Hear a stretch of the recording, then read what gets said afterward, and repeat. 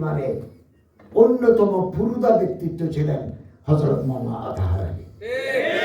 আমি আমার ছাত্র জীবন থেকে হযরত আল্লামা আতাহার আলী রহমতুল্লাহ আলাইহির জীবন, আদর্শ, কর্ম, আদাত, আখলাক, খাসাইলের ভক্ত। এবং আপনারা জানেন হযরত আল্লামা আতাহার আলী সাহেব, হযরত মাওলানা সিদ্দিক আহমদ সাহেব রহমতুল্লাহ আলাইহি, হযরত মাওলানা মুসলিউদ্দিন সাহেব, হযরত মাওলানা আশরাফ আলী ধর্মমণ্ডলী রহমতুল্লাহ আলাইহি যে ইসলামী ছাত্র সমাজ প্রতিষ্ঠা করেছিলেন, আমি এটার কেন্দ্রীয় সভাপতি ছিলাম। এবং আমি চট্টগ্রাম বিশ্ববিদ্যালয় থেকে মাস্টার্স করে, এমফিল করে, পিএইচডি করা পর্যন্ত সংগঠনের দায়িত্বের সাথে যুক্ত ছিলাম। ঢাকায় অবস্থান করতাম, অনেক কাজ করেছি। আমাদের আদর্শ মা আনা আলাইহি ওয়া আসহাবির যে আদর্শ, এটাকে সামনের দিকে এগিয়ে নিয়ে গেছেন হযরত আল্লামা মাওলানা আতাহার আলী সাহেব।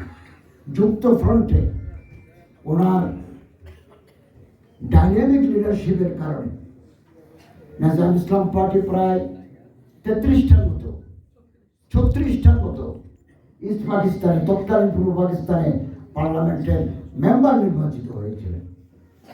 এটা হযরত মাওলানা আতাহার আলী সাহেবের নেতৃত্বের সুফল। মানুষ দুনিয়াতে আসে, দুনিয়া থেকে বিদায় হয়। মাওলানা আতাহার আলী সাহেব রহমতুল্লাহ আলাইহি বিদায় হয়ে গেছেন। মাওলানা সিদ্দিক আহমদ সাহেব নাই, মাওলানা আশরাফ আলী ধর্মমণ্ডলী নাই, মাওলানা মুসলিউদ্দিন সাহেব নেই। নেতৃত্বের একটা ভ্যাকুয়াম তৈরি হয়েছে, শূন্যতা তৈরি হয়েছে, এটার পূরণ হয় না। হাইহাতা লা ইয়াতি জামানু বিমিসলিহি ইন্না জামানা বিমিসলিহি লাবখিল। জামানা এখন বখিল হয়ে গেছে, ওনাদের মতো লোক আর এখন তৈরি হয় না। তো মৌলানা হযরত আল্লামা মাওলানা আতাহার আলী সাহেবের, আমি বাংলাদেশ পার্লামেন্টের সেন্ট্রাল লাইব্রেরিতে গিয়ে হযরত মাওলানা আতাহার আলী সাহেবের অনেক বক্তৃতা, প্রসিডিংস দেখেছি উর্দু ভাষায়। আমি হযরত আল্লামা মাওলানা শফিকুর রহমান জালালাবাদী সাহেবকে, জিদুল মুআল্লিমকে অনুরোধ করেছিলাম পার্লামেন্টের আর্কাইভসে আল্লামা আতাহার আলী সাহেবের বক্তৃতা আছে। আমি হযরত মাওলানা সিদ্দিক আহমদ সাহেবের বক্তৃতা তালাশ করতে গিয়ে বক্তৃতাগুলি দেখেছি। পাকিস্তান পার্লামেন্টেও আছে, তিনি ন্যাশনাল অ্যাসেম্বলি মেম্বার ছিলেন, ওখানে ওনার বক্তৃতা আছে। এই প্রসিডিংসগুলো আমরা যদি কালেকশন করতে পারি, আমরা সমসাময়িক রাজনীতির একটা স্পষ্ট চিত্র পাব। এবং পার্লামেন্টের প্রসিডিংস হচ্ছে যে আগামী দিনের ইতিহাস তৈরির উপাদান। আর ঢাকা পার্লামেন্টে যাওয়া কোনো কঠিন নয়, ওখানে গেলেই একটা পারমিশন নিয়ে গেলে লাইব্রেরিতে আপনি ওয়ার্ক করতে পারবেন। এগুলো এখন ফটোস্টেট করা যায়, মোবাইলে ছবি নেওয়া যায়। অনেক হযরতের বক্তৃতা আছে, গুছানো বক্তৃতা আছে। এই আমাদের মাতৃভাষা নিয়ে কথা আছে, তৎকালীন পূর্ব পাকিস্তানের প্রতি বৈষম্য এ নিয়ে কথা আছে, মাতৃভাষার প্রতি কথা আছে, জনগণের অধিকারের নিয়ে কথা আছে। এগুলো যদি আমরা ট্রান্সলেশন করে বাংলায় উপস্থাপন করতে পারি, এই বই সমৃদ্ধ হবে, জাতি অনেক কিছু জানতে পারবে। হযরত আল্লামা শফিকুর রহমান সাহেব জালালাবাদী সাহেব অনেক বড় আলেম, আমরা বেশি মহব্বত করেন এবং অনেক তত্ত্ব উপাত্ত সংগ্রহিত করে তিনি এই বইটা গ্রন্থিত করেছেন। প্রায় 450 পৃষ্ঠার মতো এই বই। এটা আকর গ্রন্থ, আমাদের জাতীয় ইতিহাসে এই বই পথ দেখাবে। এবং এই বই ছাড়া আমাদের স্বাধীনতার ইতিহাস, এই ভূখণ্ড, আমরা যে ভূখণ্ডে বাস করছি, কখনের নাম পূর্ববঙ্গ, কখনের নাম পূর্ব পাকিস্তান, এখন এর নাম বাংলাদেশ।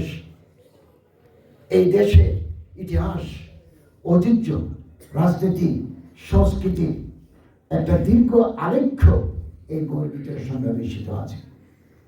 এবং অনেক কষ্ট করেছেন হযরত মাওলানা শফিকুর রহমান সাহেব, জিদুল মুআল্লিম। এই সমস্ত বই তৈরি করতে গেলে অনেক তত্ত্ব, অনেক মেহনত করতে হয়। একজনের কাছে 10 বার করে যেতে হয়, তারপরও দিতে চায় না, সময় বের করা যায় না। এবং হযরত আল্লামা আজহার আলী সাহেবের জীবন কর্ম অবদান এটা আমাদের বাংলা ভাষাকে, বাংলা সাহিত্যকে সমৃদ্ধ করবে, নতুন মাত্রা যোগ করবে এই বই। এবং এটা আখর গ্রন্থ। আমাদের হযরত আজহার আলী সাহেবের রহমতুল্লাহ আলাইহির কত বড় গুণ, তিনি একজন অ্যাক্টিভ পলিটিশিয়ান। তার বহুমাত্রিকতা আমাদেরকে অবাক করে দেয়। তিনি একজন অ্যাক্টিভ পলিটিশিয়ান। তিনি সরওয়ারদের সাথে, একে ফজলুলের সাথে রাজনীতি করেছেন, একসাথে রাজনীতি, আইয়ুব খান সাথে একসাথে রাজনীতি করেছেন।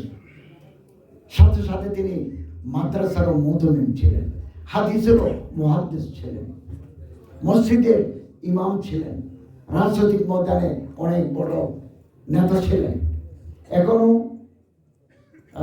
বিশ্ববিদ্যালয়ে, কলেজে history of emergence of independent Bangladesh, এটা আমি কলেজে পড়েছিলাম। স্বাধীন বাংলাদেশের অভ্যুদয়ের ইতিহাস, ওখানে যুক্তফ্রন্টের চ্যাপ্টার আছে, ওখানে মৌলানা আজহার আলীর নাম আছে। বিশ্ববিদ্যালয় আছে, কলেজে আছে, মেডিকেল কলেজে আছে। মৌলানা আজহার আলী সাহেবকে বাদ দিয়ে এদেশের জাতীয় ইতিহাস তৈরি হতে পারে। তবে অতীতে মৌলানা আজহার আলী সাহেবের অবদানকে ইতিহাসে খাটো করে দেখা হয়েছে। আমরা আগামী দিনে যে ইতিহাস তৈরি করব, সেখানে হযরত আল্লামা মৌলানা আজহার আলী সাহেবের সোনালী ইতিহাস তৈরি করতে হবে। উনি দেশের জন্য, এই ভূখণ্ডের জন্য, পাকিস্তানের সরকার আমাদের এই দেশটাতে বৈষম্য করেছিল, আমাদের ন্যায্য হক দেয় নাই, এই সম্পর্কে মৌলানা আজহার আলী সাহেবের বক্তৃতা আছে। এগুলো আমাদের হাতে নাই। আমি অনুরোধ করবো, আপনার পাকিস্তানের পার্লামেন্টে, পাকিস্তানের লোক আছে, ওখানে পার্লামেন্টের লাইব্রেরিতে ঢুকে আর্কাইভ থেকে এই বক্তৃতা বের করা যাবে। টাকা থেকে তো বের করা যাবেই, টাকাতে কোনো সমস্যা নেই। আমারও কোনো সহযোগিতা লাগলে টাকার ব্যাপারে আমি সহযোগিতা করবো।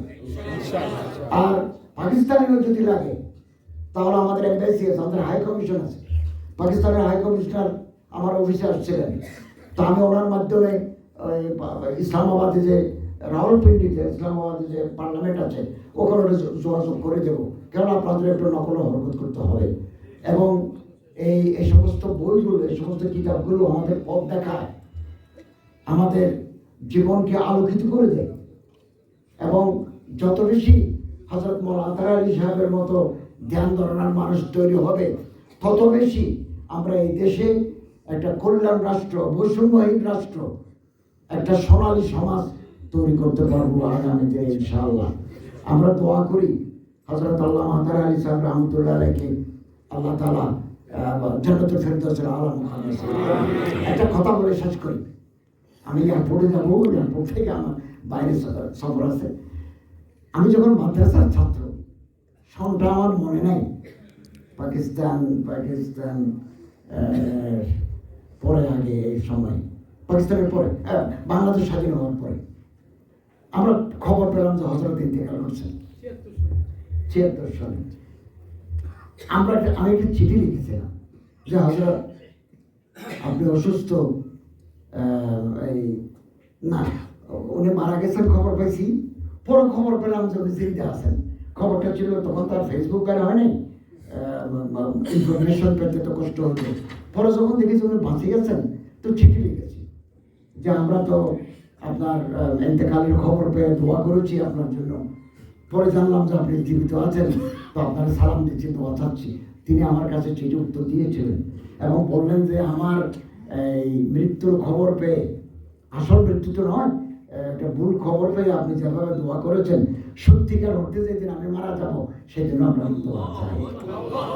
এবং আমার সৌভাগ্য হয়েছে, আমি বহুবার জামে ইসলামিয়া হযরত আজহার আলী সাহেবের কবর মাকবারা জিয়ারত করেছি। এবং হযরতের মহাব্বত, বেমায়া মহাব্বত আমার অন্তরের ভিতরে আছে, হযরতের আওলাদদের প্রতি আছে, আপনাদের প্রতি আছে। আল্লাহ তাআলা, আমরা দোয়া করি হযরত আল্লামা আজহার আলী সাহেবকে আল্লাহ তাআলা জান্নাতুল ফেরদাউসের আলা মুকাম নসিব করুন।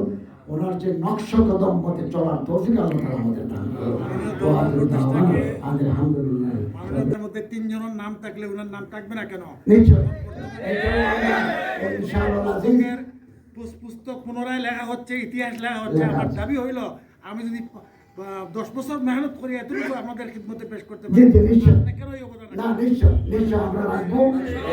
এবং আমি শিক্ষা ও উপদেষ্টার সাথে কথা বলেছি, যেহেতু আমাদের জানুয়ারিতে বই ছাপতে দিতে হবে, বই আবার নিম্নমানের ছাড়িয়ে গেছে, এগুলো আবার বাদ দিতে হচ্ছে।